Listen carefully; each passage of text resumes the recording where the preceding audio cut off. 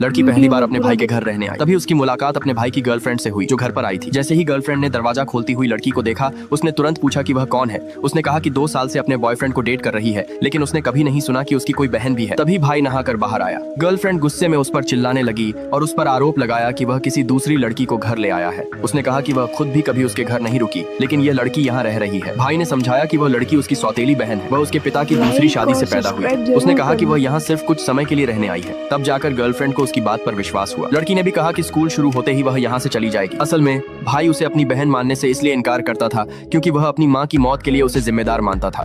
5 साल पहले उसकी माँ का एक्सीडेंट हो गया था। उस वक्त उसकी माँ अपने पति को ढूंढ रही थी और भाई ने अपनी आंखों से सब कुछ देखा था। उसका पिता किसी दूसरी औरत को गले लगा रहा था। इसी वजह से वह उस औरत से गहरी नफरत करने लगा। माँ की मौत के बाद उसका पिता उसी औरत को घर ले आया और वह अपनी बेटी को भी साथ लाई। अब भाई और वह लड़की एक ही यूनिवर्सिटी में पढ़ते थे। भाई कभी भी उन्हें अपने घर में रहने के लिए स्वीकार नहीं कर पाया, लेकिन लड़की कई सालों से चुपचाप अपने भाई को पसंद करती थी।